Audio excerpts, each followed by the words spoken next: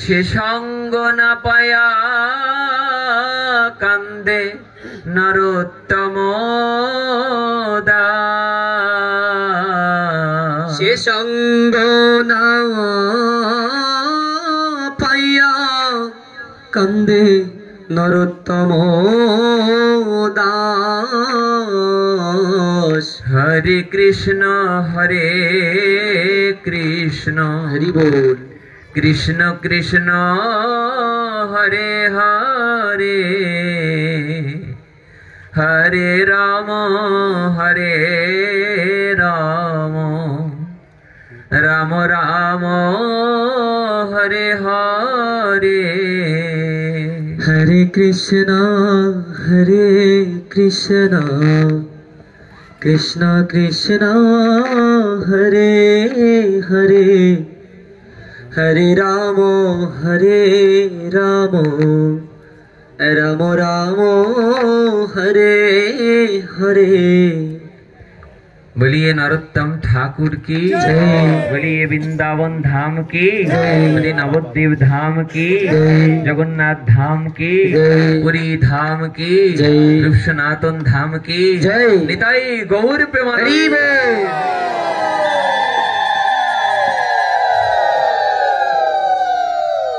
বিষ্ণুপ্রিয়া দেবী মায়ের হাত ধরে নিয়ে বলছে, মা দেখে যাও কে এসেছে। মা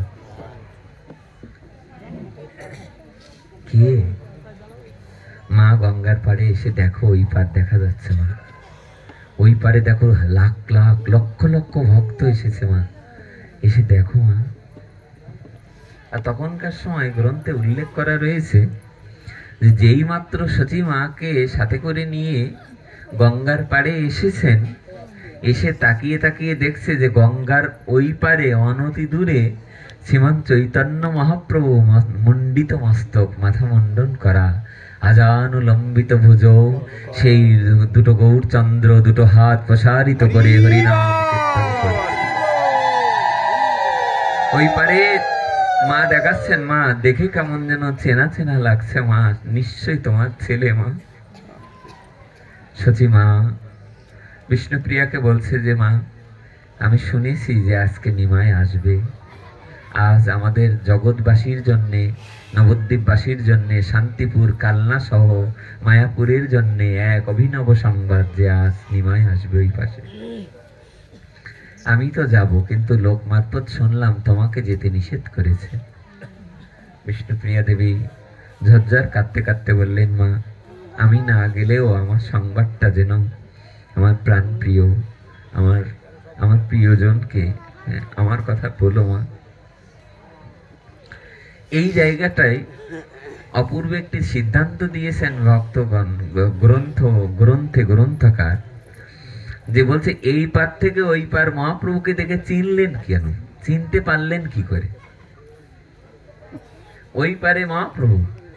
তখনকার সময় গঙ্গাটা তো আরো বড় ছিল, কারণ এখন তো কালের স্রোতে দেখো নদীগুলো ধীরে ধীরে ছোট হয়ে যাচ্ছে, নদীর জল শুকিয়ে যাচ্ছে, পুকুরের জল শুকিয়ে যাচ্ছে। এটা কলির প্রভাবে এটা হবে। কলি অন্তে আরো ভয়ঙ্কর খারাপ হবে। এর পরবর্তীতে দেখবে ওই গ্রন্থ ভাগবতে দেখবে একটা পুরো অধ্যায় ধরেই লেখা আছে, দ্বাদশ স্কন্ধে একেবারে শেষ স্কন্ধে লেখা আছে ভাগবতে, যে এমন এমন পরিবেশ আসবে যে ধীরে ধীরে ধীরে ধীরে বৃক্ষগুলো ছোট হয়ে যেতে থাকবে, খরবাকায়, আস্তে আস্তে গাছ আর বড় হতে থাকবে না, একটা পর্যায়ে আসবে। এবং আমাদের যে গাভী বা অন্যান্য পশু পাখিগুলো ধীরে ধীরে ছোট হতে থাকবে, দুধ আর ধীরে ধীরে কমে যাবে, গাছের রস কমে যাবে, ধীরে ধীরে মাটি শুকিয়ে যাবে, ঝড় বৃষ্টি হবে না, হলে এত বৃষ্টি হবে তলিয়ে যাবে, সব বন্যায় তলিয়ে যাবে। কি এই কথাগুলো তার মিথ্যা নয়। নারীরা চুল বিক্রি করবে, এগুলো লেখা আছে ভাগবতে দেখবে। এমনকি এরকম ভাবে লেখা আছে, অবাক হয়ে যাবে। ভাই ভাইকে হত্যা করবে টাকার জন্যে, জমি জমার জন্যে ভাই ভাইকে হত্যা করবে, কেউ কাউকে বিশ্বাস করতে চাইবে না, এমন পরিবেশ আসবে।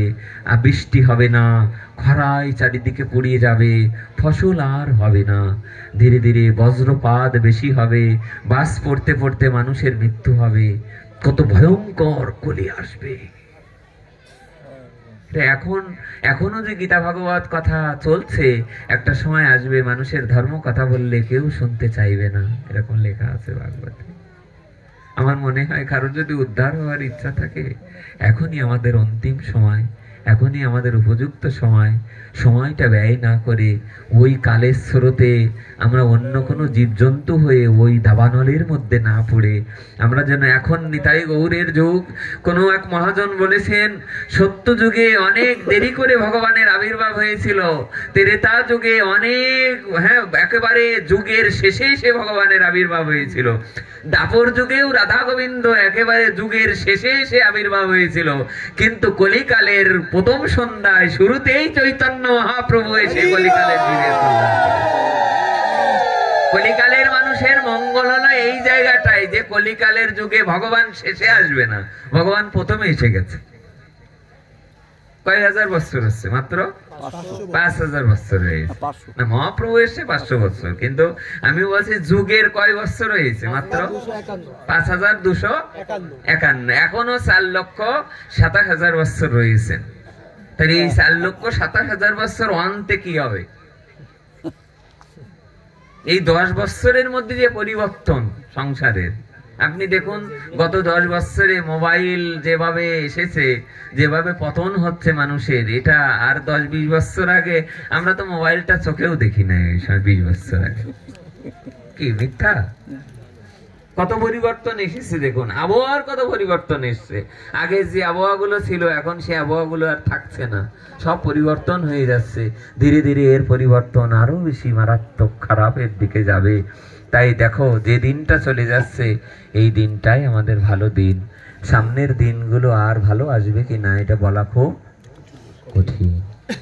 তাই দিন থাকতে থাকতে আসুন না, সেই লালন ফকিরের কথা, সময় গেলে আর সাধন করে না, কথাটা উনি ভেবেই বলেছিলেন। উনি যেদিন দেহ রেখেছিলেন, উনি নাকি একটা গানে লিখে গেছিলেন যে আমাকে কেউ বুঝেছে তো? পেয়েছিলাম এক ভাঙা নৌকা, জনম গেল সেচতে পানি। উনি লালনের একটা গানে লিখে গেছিলেন, পেয়েছি এক ভাঙা নৌকা, জনম গেলই তার সেচতে পানি। তা আমরা যে নৌকাটা পেয়েছি, এই নৌকাটাকে ভালো নৌকা না মনে করি, চলো না আমরা ভাঙা নৌকা মনে করি। তাও নৌকা দেখো মাঝে মাঝে জল উঠে যাচ্ছে, ছিদ্র তো, তাই এই জল আমরা ছেঁচা আরম্ভ করি, ছেঁচতে। স্যাওস দিয়ে ছেঁচে না, ওই যে সিলেটি ভাষা বলে স্যাওস, হ্যাঁ, যারা সুনামগঞ্জ সিলেটি ভাষায় বলে, এরা বলে যে নৌকায় যে জলটা ওঠে, ওটা যে ওই জলটা যখন ই করতে হয়, মানে ফেলে দিতে হয়, ওইটাতে কি বলে? সিলেটি ভাষায় বলে স্যাওস। তা আমাদের একটা দৃষ্টান্ত দিয়েছেন সাধুগণ, যে এই যে স্যাওস দিয়ে যদি নদীর মধ্যে আপনি এটাকে শেষে ফেলতে পারেন, তাহলে নদীটা যেমন সুরক্ষিত থাকে, তেমনি আমরাও সংসারে এই স্যাওস দরকার, তাহলে আমরা এই সংসার নদী পার হতে পারবো। বলে স্যাওস আর কিছু নয়, সাধু সঙ্গ, হরে কথার স্যাওস দিয়ে আমরা শেষতে থাকবো, তবেই না আমাদের মঙ্গল হবে, আমাদের কল্যাণ হবে। দেখো, ভাঙা নৌকা থাক, তাতে কোনো কিন্তু সাহসটা যেন আমরা রাখি। হ্যাঁ, সিভিল মঙ্গল কৃষ্ণদাস দাদাজি বলছিল না, বলে দাড়ি তো উঠবেই, কিন্তু দাড়িকে আপনি বন্ধ করতে পারবেন? কালকে বলবেন এই উঠিস নে, উঠবে? তা দাড়ি মোষ আপনার উঠবেই, কিন্তু তাহলে কি করতে হবে? বলে তাকে যেমন তাকে দমন করে রাখার জন্য ব্লেড রাখতে হয়, খুর রাখতে হয়, তেমনি ভাবে আমাদের মন তো খারাপের দিকে যেতেই পারে। এই জন্য এইটা থেকে আমাদের প্রতিরোধ করার জন্য আমাদের হরিনাম সংকীর্তন আনন্দ এগুলো আমাদের রাখতে হবে, প্রসাদের ব্যবস্থা করতে হবে, কীর্তনের ব্যবস্থা করতে হবে, সাধু সঙ্গের ব্যবস্থা করতে হবে।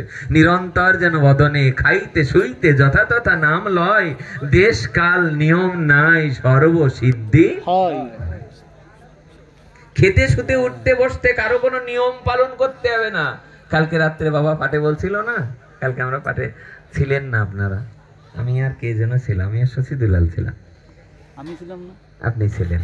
তা বাবা পাঠের মধ্যে বলছে না, দেখো পণ্ডিত যে, যারা পণ্ডিত, পণ্ডিত মানে যারা অনেক লেখাপড়া জানে, অনেক শ্লোক জানে, অনেক অনেক শাস্ত্র জানে, অনেক বিচার জানে, অনেক অনেক কিছু জানে। তা বাবা কালকে দেখি পাঠে বলছে যে দেখো বাবা, যে অনেক জানলেই যে গোবিন্দ দর্শন হবে এরকমটা না,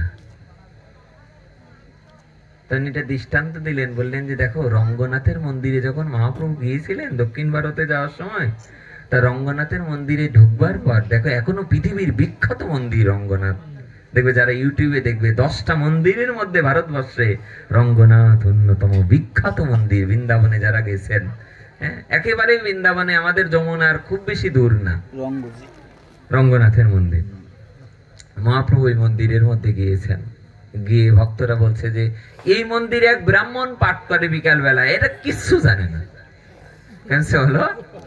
এটা কিচ্ছু জানে না, এটা শ্লোক জানে না, শুধু কাঁদে। মহাপ্রভু বলেন আমি তো ওটাই দিতে এসেছি। কারণ মহাপ্রভু নয়নের জল থির নাহি হয় প্রভুর নয়নের জল। মহাপ্রভু এসে বিকাল বেলায় আগে বসে রয়েছে, আগে এক পিলারের পাশে দাঁড়িয়ে রয়েছে। মহাপ্রভু বলতে চেয়েছেন যেখানে গীতা ভাগবত পাঠ হয় সেখানে আগে যেয়ে বসে থাকতেন। যেখানে গোদাবরীর তীরে মহাপ্রভু হরিকথা শুনছিলেন, মহাপ্রভু আর হরিকথা শুনেছেন কার কাছে? রায় রামানন্দের কাছে। তা রায় রামানন্দের কাছে যখন হরিকথা শুনতে গিয়েছেন 2 ঘন্টা আগে যে বসে রয়েছে মহাপ্রভু ওই বৃক্ষতলে। মহাপ্রভু স্নান করে তিলক করে হাতে জপের মালা নিয়ে জপ করছে, হরে কৃষ্ণ কৃষ্ণ কৃষ্ণ হরে হরে, হরে রাম রাম রাম হরে হরে। পদকর্তা বলছে তুমি আগে গেলে কেন? মহাপ্রভুকে বলছেন। মহাপ্রভু যেন মনে মনে বলছে দেখো রায় রামানন্দের ভক্তের সাথে দেখা করতে যাব, তাই আমি আগে যেয়ে দেখা করার জন্য বসে রয়েছি। রঙ্গনাথের মন্দিরে যে মহাপ্রভু দাঁড়িয়ে রয়েছেন, দেখে সেই ব্রাহ্মণ এসে কেবল গীতা পাঠ শুরু করেছেন। যদা যদা হি ধর্মস্য গ্লানির্ভবতি ভারত অভ্যুত্থানম ধর্মস্য তদাত্মানম সৃজাম্যহম মনুষ্যানাং সহস্রেষু কশ্চিৎ যততি সিদ্ধয়ে যততামপি সিদ্ধানাং কশ্চিন্ মাং বেত্তি তত্ত্বতো দৈবীস্যা গুণময়ী মম মায়া দুরত্যয়া মাম এব যে প্রপদ্যন্তে মায়ামেতাং তরন্তি তে নমাং দুষ্কৃতি ন মূঢ়া প্রপদ্যন্তে নারদমা মায়াপরীত জ্ঞানা সুরম ভাবমাশ্রিতা চতুর্বিদা ভজন্তে মাং জানা সুকৃতি ন অর্জুন আর্ত জিজ্ঞাসুর তার্তে জ্ঞানী চ ভরত সর্ব তেষাং জ্ঞানী নিত্যযুক্ত একুর ভক্তি বিশিষ্যতে প্রিয় হি জ্ঞানীনঃ তত্ত্বমহং সচ মম প্রিয় বহুনাং জন্মনমন্তে জ্ঞানবান মাং প্রপদ্যতে বাসুদেব সর্বমিতি স মহাত্মা সুদুর্লভ নাহং প্রকাশ সর্বস্ব যোগমায়া সমবৃত মূঢ়হয়ং নাবিজানাতি লোকমামোজমব্যয়ং মচ্চিত্তা মদ্গত প্রাণা বদয়ন্ত পরস্পরম কথয়ন্তস্য মাম নিত্যং তুষ্যন্তি চ রমন্তি চ তেষাং সততযুক্তানাং ভজতাং প্রীতিপূর্বকম দদামি বুদ্ধিযোগম তং যেন মামু ভজন্তি তে। এক একটা শ্লোক বলছে, একটাও শুদ্ধ নয়, ঝরঝর কাঁদছে। মহাপ্রভু পিছু দাঁড়িয়ে দাঁড়িয়ে দেখছে ব্রাহ্মণ পাঠ করছে। পাঠ সমাপন অন্তে মহাপ্রভু এসে পিছনে দাঁড়িয়েছে।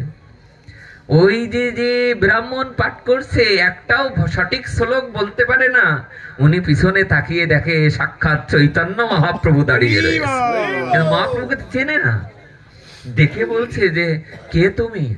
তোমাকে দেখে মনে হচ্ছে আমার অনেক জন্ম জন্মান্তরের চেনা, তুমি কে তুমি? মহাপ্রভু বলছে আমি আমার পরিচয় পরে দেব, আগে বলো তুমি যে গীতা পাঠ করছিলে তার একটা শ্লোক তো ঠিক হচ্ছে না, সব তো ভুল পাঠ করছো। তা তুমি গীতা পাঠ করতে করতে কাঁদছিলে কেন? পিছনের দিকে ফিরে মহাপ্রভুর দিকে তাকিয়ে রঙ্গনাথের মন্দিরে এই ব্রাহ্মণ বলতে লাগলেন, প্রভু আমি তো কোনোদিন স্কুলে যাই নাই, আমি একটা শ্লোক আদি পড়তেও পারি না, তবে আমার শ্রী গুরুদেব বলেছে যখনই গীতা পাঠ করবি তখন যেন অন্তর দিয়ে প্রতিদিন একটু অন্তর দিয়ে গীতা পাঠ করবি। সেই গুরু কৃপার দানে বিকাল বেলায় রঙ্গনাথের মন্দিরে যখন গীতা পাঠ করতে বসি, যেই মাত্র এক একটা করে পাতা উল্টায়, প্রতিটা পাতা উল্টাতে উল্টাতে দেখি আমার অনাদিরাদি গোবিন্দ অর্জুনকে সাক্ষাৎ এই উপদেশ বাণী দান করছে। আমি এইটা দেখতে পাই, যেই মাত্র গীতা পাঠ করতে করতে আমি এই উপদেশ বাণী দেখতে পাই যে ভগবান অর্জুনকে গীতা উপদেশ দান করছেন, এইটা আমি দেখতে পাই। যে আমি দেখতে পাই, দেখার সাথে সাথে আমার চোখে জল চলে আসে, তাই আমি কাঁদি। মহাপ্রভু এক পায়ে দুই পায়ে সম্মুখে আসলেন, এসে সেই গীতা পান্ডাকে বুকে জড়িয়ে ধরলেন। মহাপ্রভু তাকে জড়িয়ে ধরে বললেন, হে ব্রাহ্মণ, আজি হইতে গীতা পাঠে আমার অধিকার নেই, আজি হইতে গীতা পাঠে তোমার অধিকার আছে। বললেন, গীতা পাঠে তোমার অধিকার, আজি হইতে তোমার নাম হইবে গীতা পান্ডা। কি নাম দিলেন? গীতা পান্ডা নাম দিয়ে দিলেন। এই জন্য যে পড়তে পারো না, যার সঠিক উচ্চারণ হয় না, এটা মমতা দিয়ে শ্রদ্ধা করে একটু পাক পবিত্র, হ্যাঁ, একটু স্নান আদি, একটু বসন পাল্টে পরিষ্কার পরিচ্ছন্ন হয়ে গীতা গ্রন্থটা নিয়ে, কিছু না পারো দুটো বাংলা আমার গোবিন্দের মুখ নিঃসৃত বাণী দুটো অক্ষর পড়ার চেষ্টা করো। দেখবে পড়তে পড়তে পড়তে পড়তে হৃদয়ের দোষ যাবে, পাপ পঙ্কিলতা যাবে। ধীরে ধীরে ধীরে ধীরে গুরু কৃপার দানে তোমার নয়ন মন সার্থক হতে থাকবে, অন্তরে শান্তি পাবে, হৃদয় তোমার আলোকিত হবে। অন্ধকার ঘরে অনাদিরাদি গোবিন্দ এসে তোমাকে মাঝে মাঝে দর্শন দেবেন। স্বপ্নেও দেখবে, স্বপ্নেও যখন বিচরণ করবে, শুয়ে থাকলেও দেখবে হঠাৎ করেই স্বপ্নে আমার বোঝ সুন্দর, আমার বোঝ সুন্দরী রাধা মাধবীর অপার করুণায় এই অপার্থিব অপ্রাকৃত চিন্ময় স্তরের হরিকথা নাম আদি গুণ লীলা কীর্তনাদি তোমার হৃদয়ে প্রকাশ পেতে থাকবে। অন্তরে এত তৃপ্তি পাবে, যদি প্যারালাইজড হয়েও পড়ে থাকো, দেখবে অন্তরে অন্তরে হয়তো আমি যদি না পারি তোমায় ডাকতে, তুমি যেন আমার অন্ধকার আকাশে এসো প্রভু। এটুক করবেন সবাই, দেখবেন ধীরে ধীরে এগিয়ে যাবেন। কারণ এই জন্ম তো শুধু শেষ নয়, নাকি শেষ? জাতস্য হি ধ্রুব, ধ্রুব মানে সত্য, জাতস্য যা জন্ম হয়েছে, হি ধ্রুব মৃত্যু ধ্রুবং জন্ম মৃতস্য চ, যার জন্ম হয়েছে তার মৃত্যু হবেই। শুধু কি তাই? ধ্রুবং জন্ম, শুধু কি মৃত্যু হলেই তুমি পার পেয়ে গেলে? মৃত্যু হলেই পার নয়, আবার আমাদের আসতে হবে। আবার যার জন্ম হয়েছে তার মৃত্যু হবেই, আর যার মৃত্যু হয়েছে তার জন্মও অবশ্যম্ভাবী। এই জন্য জন্মিলে মরিতে হবে, কে কোথা মোর রবে, জন্মিলে মরিতে হবে কে কোথা।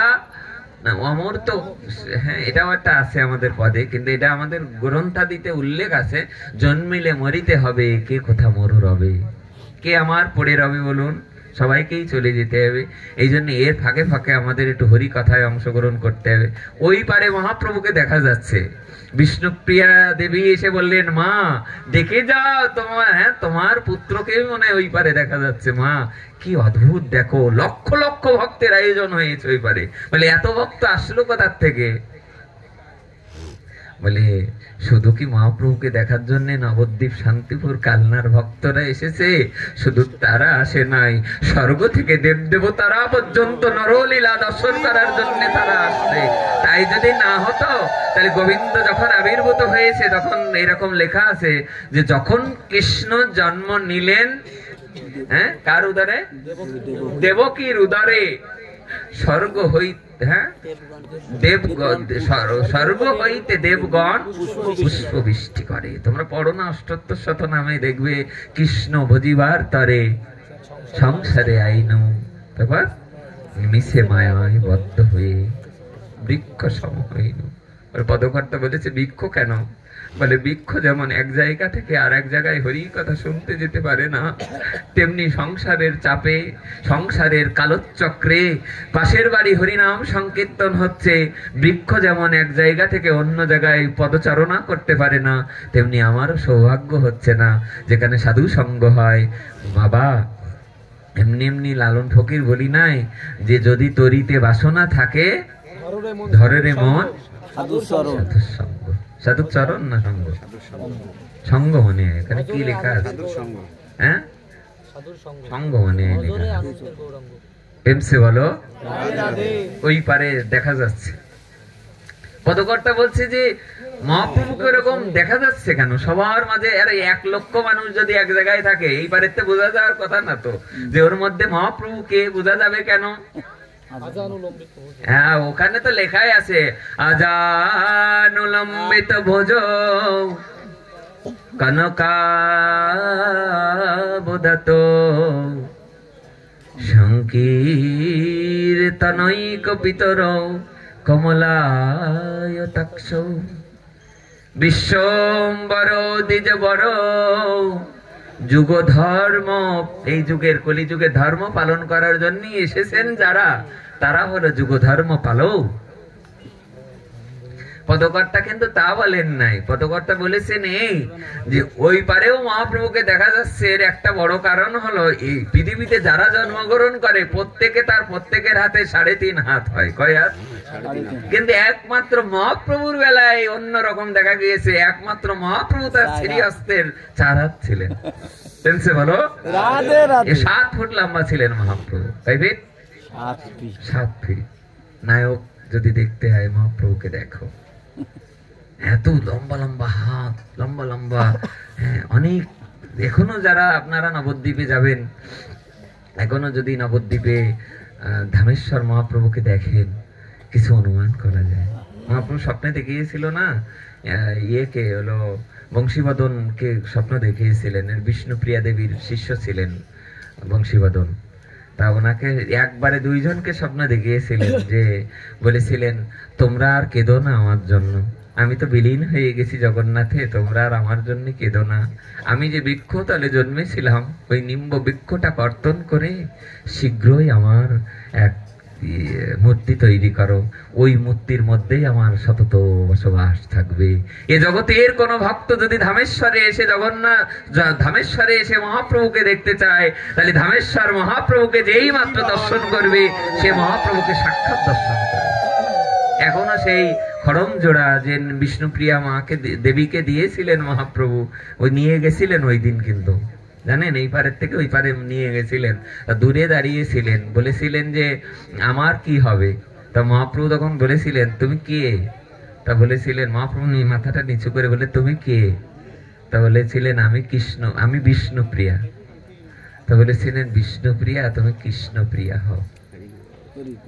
বলো অপূর্ব কথা। কিন্তু যারা শোনে না বা যারা শুনতে শুনতে অভ্যস্ত নয়, তাদের কাছে মনে হবে নতুন। আর যারা প্রতিদিন একটু একটু করে শোনে, মাঝে মাঝে একটু একটু করে শোনে, সে এটা বুঝতেও পারবে। এত সহজে তো বোঝা যায় না। সে বুঝিতে পারে চৈতন্যের কৃপায় যারে হয় তার দাসনু দাস সঙ্গ। একমাত্র তারাই এই হরিকথা বুঝতে পারবে, যারা তার ভক্তের ভক্ত হয়ে চরণধুলি মাথায় মাখবে, যারা তার ভক্তের ভক্ত হয়ে অপরকে শ্রদ্ধা করবে, অপরকে সম্মান করবে। যে তার ভক্তের ভক্ত তারও ভক্ত হতে পারবে, সে বুঝতে পারবে। তাই ছাড়া এত সহজে তো হরিকথা বোঝা যায় না। একটা পদ যে মানুষটা 10 বছর ধরে পড়ছে, তার কাছে যত সহজ হবে, আমি আপনি যদি 1 লাইনও না পড়ি, আগের জন্মে করা না থাকে, আমার কাছে কঠিন লাগবে কিনা? মহাপ্রভুকে বললেন যে তুমি এত উঁচু লম্বা কেন? মহাপ্রভুর হাত শ্রীহস্তে 4 হাত কেন?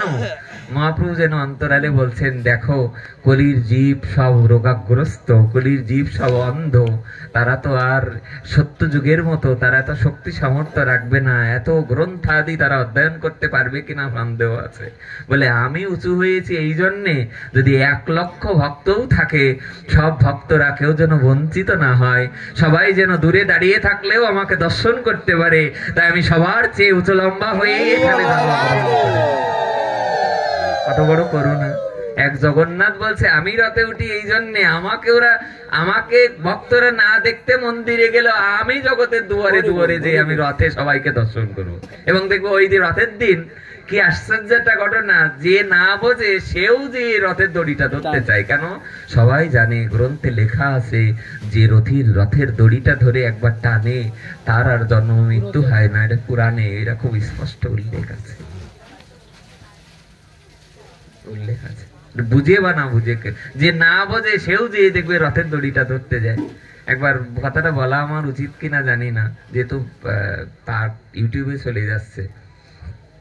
আমি কোনো এক জায়গায় পড়েছিলাম যে একেবারে এমন একটা বস্তু নিয়ে এক মা যাচ্ছিলেন যে বস্তুটা কোনো বৈষ্ণবীয় বস্তু না, কোনো জীব হত্যা করে কোনো, ইংরেজিতে বলি তাহলে মিট নিয়ে একটা জায়গায় যাচ্ছে, না সাক্ষাৎ করে না মানে, তো একটা ব্যাগে করে নিয়ে কোনো মা নাকি যাচ্ছিলেন পাশ দিয়ে। তা তারও যেই মাত্র জগন্নাথের রথযাত্রাতে যেই মাত্র রাত টান আরম্ভ হয়েছে, ওই মা নাকি একবার ওইদিকে তাকিয়ে দেখছে সব ভক্তরা কি করছে। এক ভক্তের কাছে জিজ্ঞাসা করলেন, বলে আমি তো বুঝি না ও কি করছে, ওগুলো দড়ি নিয়ে টানাটানি করছে। তা প্রভুপাদের জীবনীতে কোনো এক জায়গায় উল্লেখ আছে যে ওই মা নাকি ওই ভক্তের কাছে জিজ্ঞাসা করেছে যে ওরা কি করছে ওরা। তা বলছে ওনারা তো জগন্নাথকে টানছে। তা বলে জগন্নাথ কে? তা বলে জগন্নাথ হলো যেই গৌর সেই কৃষ্ণ সেই জগন্নাথ। তা বলে জগন্নাথকে টানছে, এই টানলে কি হয়? তা বলে পুরাণে লেখা আছে যে এই জড়ি যদি একবার কেউ ধরতে পারে তার আর আগম নিগম, তার আর জন্ম মৃত্যু হয় না। এই সঙ্গে সঙ্গে ওইটাকে ছুরি ফেলে দিয়ে সঙ্গে সঙ্গে ওই কষ্ট দিয়ে যে দড়িতে দিয়ে যখন ধরলেন, প্রভুপাদকে বলা হলো যে আপনারা কেউ নিষেধ করলেন না, ওই হাতে দিয়ে ওই দড়িটা ধরলো। প্রভুপাদ বললো যদি ও না ধরতে পারে, যদি এ জন্মে আর না ধরতে পারে, তাহলে জগন্নাথের করুণা কণা থেকে বঞ্চিত হয়ে যাবে। তাই বঞ্চিত থেকে ওই সময় তার যে উৎকণ্ঠা, ওই উৎকণ্ঠার জন্য যেই নাকি উনি ধরে ফেললেন, হ্যাঁ, ভক্ত হয়ে গেলেন, ভক্ত হয়ে গেলেন। আসলে ভক্ত হয়ে যাওয়াটা এটা আগে খারাপ থাকলেও মানুষ ধীরে ধীরে ধীরে ধীরে ধীরে ধীরে, হ্যাঁ, আস্তে আস্তে আস্তে আস্তে গুরু কৃপা যদি হয়, সাধু কৃপা যদি হয়, নিজ চেষ্টা যদি থাকে, অবশ্যই তার করুণা হয়। যারা ভক্ত হয় তারা দেখবে সবসময় মাথাটা নিচু থাকে। ওই ফলবতী বৃক্ষ যেমন মাথাটা, কোনো গাছে যদি ফল হয় তার শাখাগুলো যেমন নিম্নমুখী হয়। গুরু মহারাজ বলতেন যে যে গাছে যে বৃক্ষে পুষ্প হয়, ফুল হয়, সেই ফুলের ভারে দেখবে নত হয়ে যায়। যে বৃক্ষে ফল হয় দেখবে ফলের ভারে নত হয়ে যায়। তার আর প্রত্যাশাও খুব একটা থাকে না। দেখবি রামচন্দ্রের গলে যখন মালা দিয়ে দিলেন যুদ্ধ আনতে, তখন সেই মালাটার নাম হলো মুক্তোর মালা। তো এই মালাটা যখন দিয়েছিলেন ইনি অন্য কেউ না, কে দিয়েছিল বলো তো? মা সীতা। না, সীতামা ওখান থেকে দিয়েছিলেন, কিন্তু মালাটা মূলত দিয়েছিলেন কে? মালাটা দিয়েছিলেন বিভীষণ। এটাকে গুছিয়ে গুছিয়ে রেখে এত বড় মুক্তার মালা, ওই যে কথায় আছে না বানরের গলে মুক্ত মালা, তা যখনই যেই মাত্র সীতামার হাতে দিলেন, মাই নাকি ওটা পরিয়ে দিয়েছিলেন। মতান্তর থাকতে পারে, তবে রামায়ণে পড়ে দেখবে যে, এবং এই প্রসঙ্গটা ইসে আছে, ভক্তমাল গ্রন্থে আছে, আপনারা পড়ে দেখবেন যে যেই মাত্র গলে মালা দিলেন, সবাই মনে মনে চিন্তা করছে নিশ্চয়ই বা রামচন্দ্র ওই মালাটা খুলে যদি আমার গলায় দিত। কেন বলো তো? কারণ ওটা এত দামি। কারণ জাগতিক জগতের যাদের চিন্তা, ওই দামি মালাটা পেলে আমার সংসারটা ভালোভাবে চলে যাবে। হার পাইয়া মহাশয় আনন্দে মগন হয়, ফিরাইয়া ঘুরাইয়া দেখে। যেই মাত্র ঘুরাই ফিরাই দেখছে, সব ভক্তরা সুগ্রীবাদী বিভীষণ, দেবতা গন্ধর্বগণ, দেবতারা পর্যন্ত মনে মনে চিন্তা করছে না জানি কে প্রসাদ বাজন।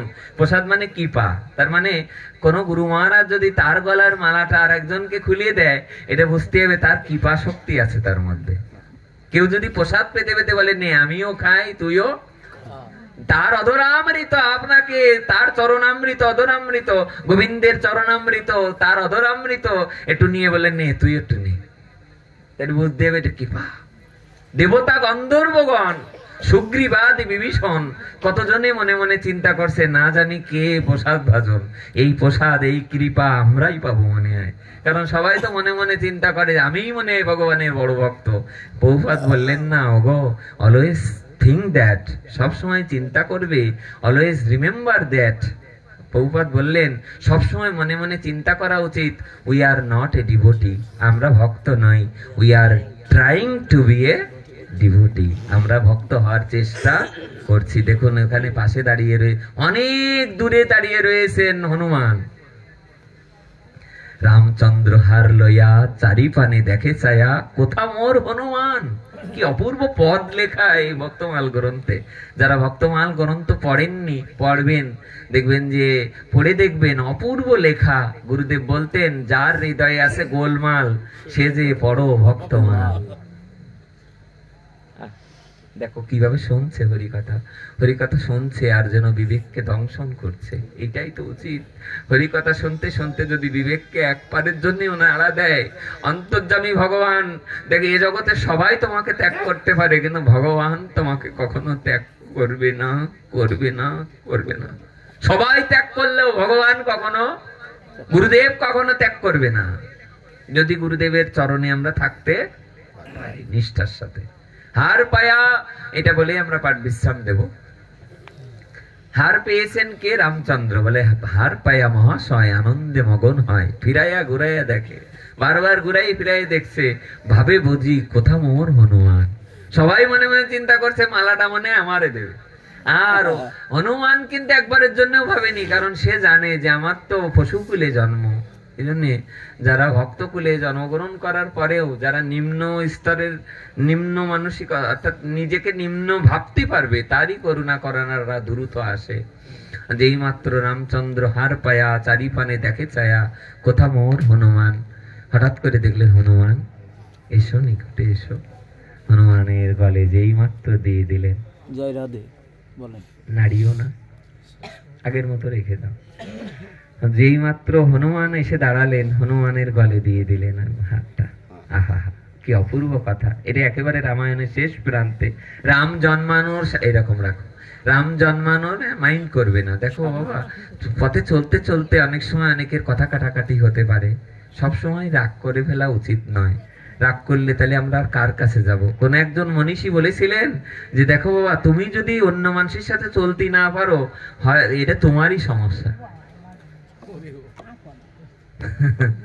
আমি যদি আপনাদের সাথে চলতে না পারি, তাহলে এটা কি আপনাদের সমস্যা? আমার সমস্যা, কারণ আমি আপনাদের সাথে চলতে পারছি না। আমি যদি তোমাদের সাথে চলতে না পারি, এটা আমার সমস্যা।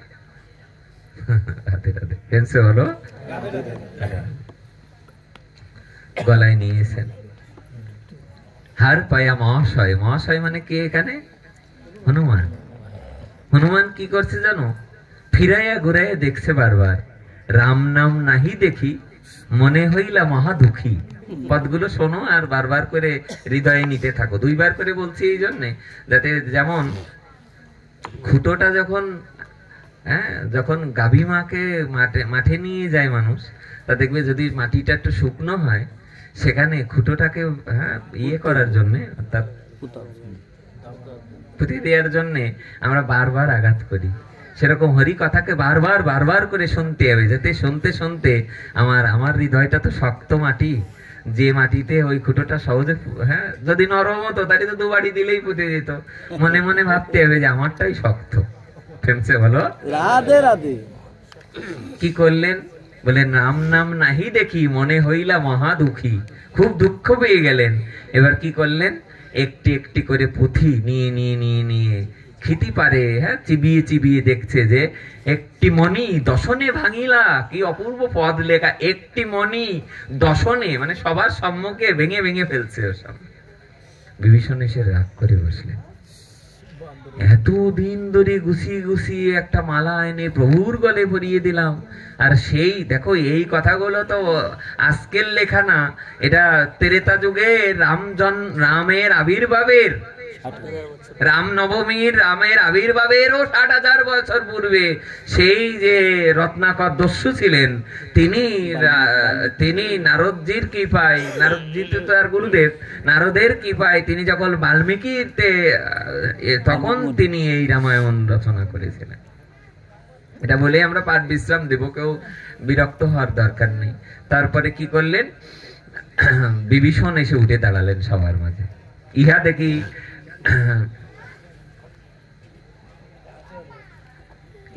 সভা মাস। উনি কি করলেন? উঠে দাঁড়ালেন। উঠে দাঁড়িয়ে বললেন যে, রামচন্দ্রের সম্মুখে বলতে লাগলেন, এই জন্যই তো বলে বানরের গলায় মুক্তার মালা সাজে কি? রামচন্দ্র বললেন যে, বিভীষণ তুমি বসো, আমি দেখি, আমি জিজ্ঞাসা করে দেখি। রামচন্দ্র উঠে দাঁড়িয়ে বললেন, কি ব্যাপার হনুমান? তুমি দেখছি যে কতক্ষণ ধরে দেখছি যে একটা একটা করে পুঁথি চিড়ে চিড়ে চিড়ে চিড়ে ফেলছো। হনুমান বললেন, প্রভু আমি তো পশুকুলে জন্মেছি, तबे আমার মনে হয় যে जिसका अंदर में हमारा मेरा प्रभु जी का नाम नहीं है वो मूल्यवान वस्तु कैसे हो सकता। गुरुदेव के अनेक पाठे আমি गुरुदेवेर मुखे শুনেছি, उन्हें हिंदीते बोलतें যে जिसका अंदर में हमारा प्रभु जी का नाम नहीं है वो मूल्यवान वस्तु कैसे हो सकता। যার মধ্যে আমার ভগবান প্রভু রামচন্দ্র নেই, তাহলে প্রথমে মনে করলাম যে মালা পাওয়ার পরে আমি মালাটাকে ঘুরিয়ে ফিরিয়ে দেখতে লাগলাম, হার পায়া মহাশয় আনন্দে মগন হয়, ফিরাইয়া ঘুরাইয়া দেখে, কিন্তু রাম নাম নাহি দেখি মনে হইলা মহা দুঃখী। যেই মাত্র আমি দেখতে দেখতে দেখলাম যে না এর মধ্যে তো কোনো নাম নেই, তখন আমি একটি মণি দশনে ভাঙিলা। এইবারে একটা একটা করে মণি আমি ভাঙতে লাগলাম, মনে করলাম যে না বাইরে নাম না থাকলেও নিশ্চয়ের ভিতরে নাম আছে। তাই আমি চিবিয়ে চিবিয়ে ক্ষিতি ডারে ভূমি তটের পরে ফেলতে লাগলেন, চিবিয়ে চিবিয়ে বাইরে ফেলতে লাগলেন। এই অবস্থা দেখে রামচন্দ্র বলতে লাগলেন যে তাহলে হনুমান দেহ তো তোমার হয়ে অস্থি চর্ম মাংসময় বটে, তবে কেন ধরো বৃথা। বলে তাহলে তোমার শরীরটাও তো রাম নাম কোনো জায়গায় দেখতে পাচ্ছি না, তাই শরীর ধরে রেখেছো কেন। এবার অগ্নি পরীক্ষা কার? হনুমানের। কি অগ্নি পরীক্ষা? বলে হনুমান যেই মাত্র বললেন এই কথা, বলে এত বড় কথা প্রভু আমি পশু, আমি আমার শরীরে যে রাম নাম নেই, আমি এটা তোমায় কি করে দেখাবো। রামচন্দ্রকে তখন বলতে লাগলেন, প্রভু তবু আমার ইচ্ছা, আমি তো অবশ্যই তোমাকে আমার শরীরে রামচন্দ্রের নাম আছে কি নেই আমি এই পশু শরীরে দেখাতে চাই। তখন হনুমান যেই মাত্র করজোড় করলেন, অন্য রামচন্দ্রকে একবারও স্মরণ না করে কাকে স্মরণ করলো? পাশে ছিলেন সীতা মা।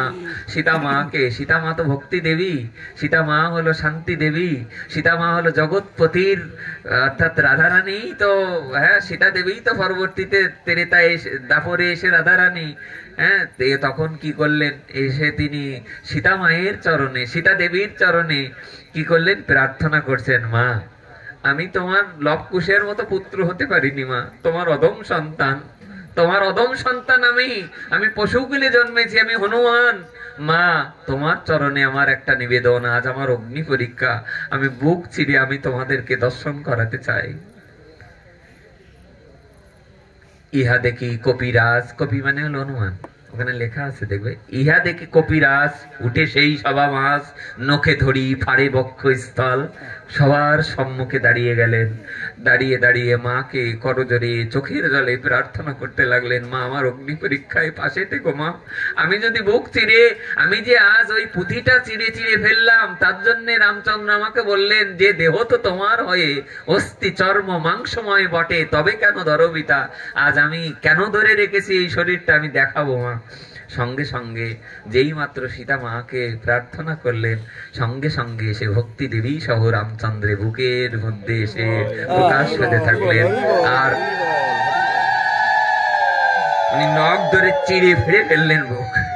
যেই মাত্র বুক চিড়ে ফিরে ফেললেন, অপরূপ পদ লিখেছেন ভক্তমাল গ্রন্থে, যারা পড়ে দেখেছেন পড়বেন, দেখবেন ওখানে লেখা আছে যেই মাত্র বক্ষস্থল চিড়ে ফেললেন, সঙ্গে সঙ্গে দেখে জনক নন্দিনী সীতা, মানে সীতা মায়ের নাম, পিতার নাম হলো জনক রাজা, বলে জনক নন্দিনী সীতা অর্থাৎ জনক রাজার কন্যা, সেনেও আনন্দে পুলকিত, এই পুলক হচ্ছে দেখে হনুমান তোমার হৃদয়ের মধ্যে তো শুধুমাত্র রাম সীতা তা নয়, উনি বারংবার তাকিয়ে তাকিয়ে দেখছে যে একেবারে তার বক্ষস্থলে রাম সীতা নয়, অস্থি সন্ধি মাংস সমস্ত জায়গায় রাম নাম খোদাই করে করে লেখা। রামচন্দ্র এবং লক্ষ্মণজি এবং সীতা ঠাকুরানী, সীতা মা দেখে ঝরঝর কাঁদতে লাগলেন, আমাদেরকে এত ভালোবাসে হনুমান, এত ভালোবাসে, বুক চিরে আমাদেরকে দেখালো, বুক চিরে আমাদেরকে দেখালো। দোহা প্রেমে দোহা বান্ধে উভয়েই যেন ক্রন্দন করতে লাগলেন। আহা, যেমন ভাবে হনুমান কাঁদছে, তেমন ভাবে সীতা মা কাঁদছে, তেমন ভাবে রামচন্দ্র কাঁদতে লাগলেন। আমাদের নাম এমনি ভাবে হৃদয়ে উপস্থাপন করা। এই জন্য ভক্ত যারা হবে, দেখবে গ্রন্থে এরকম লেখা আছে, আর একটা মিনিট দেখো, গ্রন্থে এরকম লেখা আছে পড়ে দেখবে ভক্তি রসামৃত সিন্ধু গ্রন্থে রূপ গোস্বামী বলছেন যে রূপ গোস্বামী বলছেন যে তুলসী দল মাত্রেন জলস্য চুলোকেন চ বিক্রি নীতে সমাত্মানাং ভক্তিব্য ভক্তবৎসল। ভক্তি রসামৃত সিন্ধু গ্রন্থে বলছে এ জগতে যে ভক্ত একটি তুলসী দল, দল মানে এখানে পাতা, কয়টা পাতা? একটাই, কিন্তু না দুটো লেখা আছে। তুলসী দল মাত্রেন জলস্য চুলোকেন চ বিক্রিনীতে, বলে গন্ডুস জল, গন্ডুস মানে কতটুক? এই জায়গাটায় যতটুক জল ধরবে এর বেলায় কি এক গন্ডুস, বলুন না। এই জায়গায় যতটুক জল ধরবে তাকে কয় গন্ডুস জল বলা? এক গন্ডুস। বলে আমার জন্য কোন ভক্ত যদি এক গন্ডুস জল আর একটি তুলসী দল, একটি তুলসী পাত্রে আর এক গন্ডুস জল কোন ভক্ত যদি আমার চরণে অর্পণ করে, সেই ভক্তের কাছে আমি জন্ম জন্মের জন্য চিরঋণী হয়ে যাই। বিক্রি নিতে সমাজ মানাং ভক্তব্য ভক্ত বৎসল, আমি নিজেকে তাকে তার চরণে বিক্রি করে দেব। আরে ভগবান বলছে আমি তার চরণে বিক্রি করে দেব আমাকে।